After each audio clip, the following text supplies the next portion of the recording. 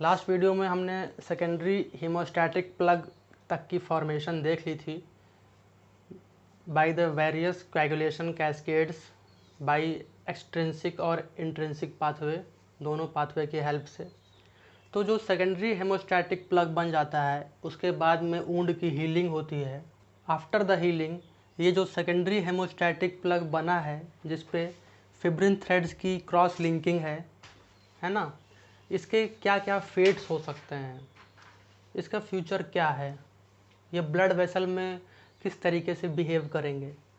तो let's see, secondary haemostatic plug को हम थ्रॉम्बस कहते हैं। क्या कहते हैं? थ्रॉम्बस।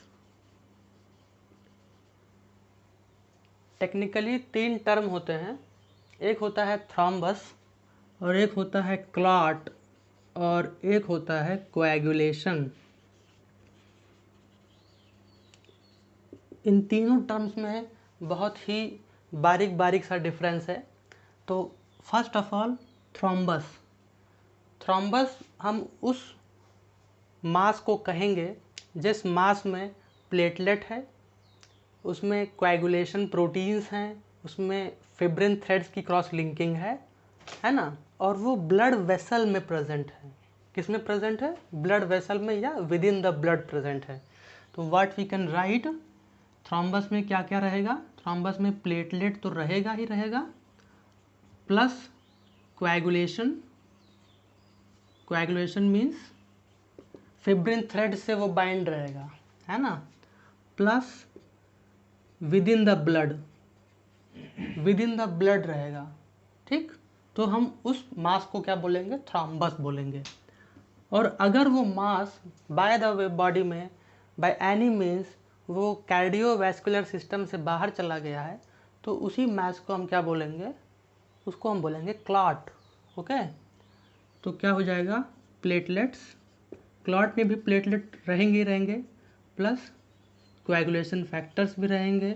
इट मीन्स कि सॉल्युबल फिब्रिनोजेन इनसॉल्युबल फिब्रिन में कन्वर्ट रहेगा, क्रॉस लिंकिंग रहेगी, वो एक मास की तरह रहेगा और वो बाय चांस कार्डियोवैस्कुलर सिस्टम के बाहर कहीं पे फॉर्म हो जाता है।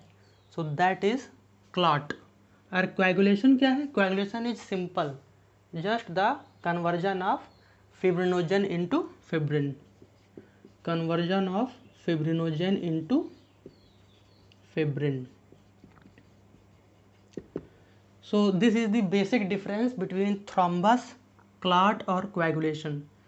तो ये जो थ्रॉम्बस बना है ये आफ्टर हीलिंग, इस थ्रॉम्बस के 2 फ्यूचर हो सकते हैं।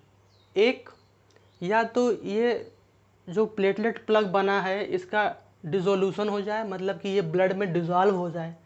तो हमने इस लेक्चर सीरीज़ के फर्स्ट वीडियो में देखा था कि एक नॉर्मल हेल्दी एंडोथीलियम सेल्स पे टिश्यू प्लाज्मिनोजन एक्टिवेटर प्रेजेंट होते हैं।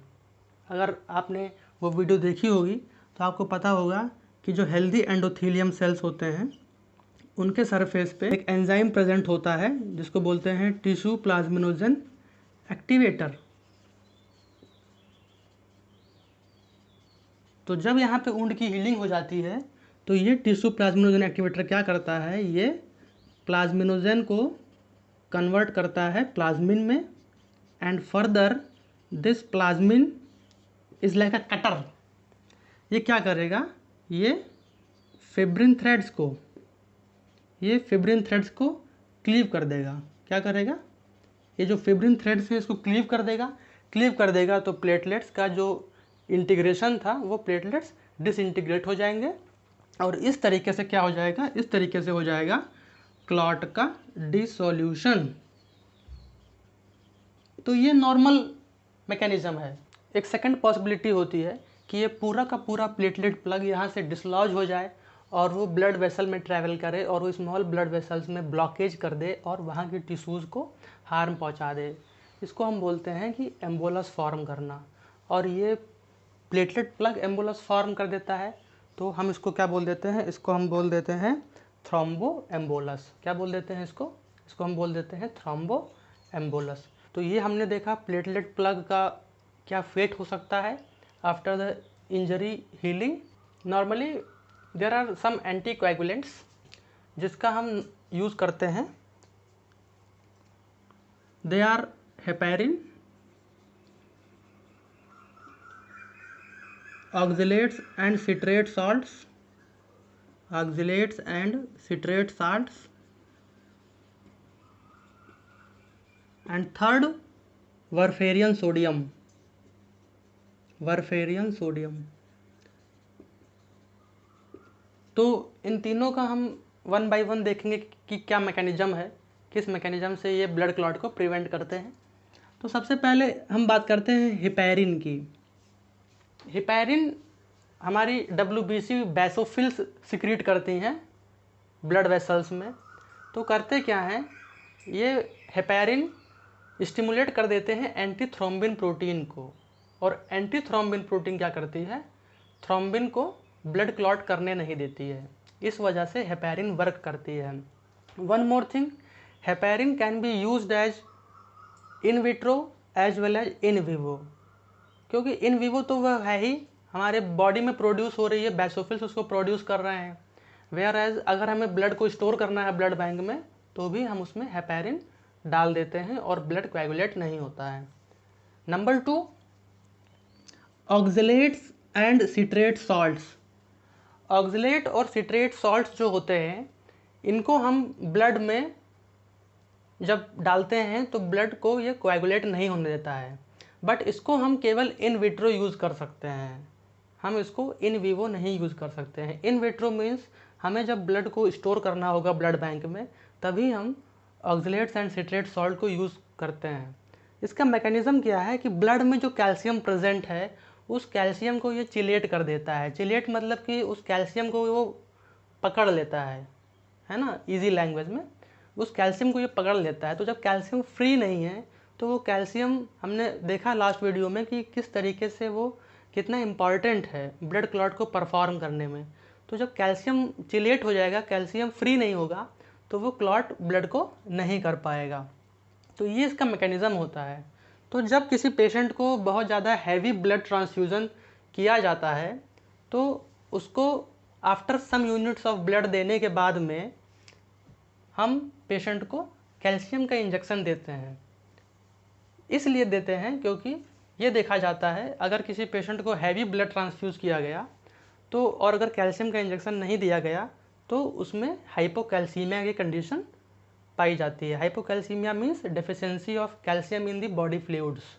होता क्या है कि अगर आप कैल्शियम का इंजेक्शन नहीं दे रहे हैं after some unit of blood transfuse करने के बाद में, तो होगा क्या कि उस स्टोर्ड ब्लड में जो ऑक्सलेट्स और सिट्रेट्स के जो सॉल्ट्स प्रेजेंट थे, वो बॉडी में जो कैल्शियम प्रेजेंट है बॉडी फ्लूइड में, उस कैल्शियम को चिलेट करने लगता है, और बॉडी में क्या होता है, कैल्शियम की डेफिशिएंसी होने लगती है। इसीलिए ये ध्यान देना बहुत ज़रूरी है कि कैल्शियम का इंजेक्शन दिया जाए after some units of blood transfusion.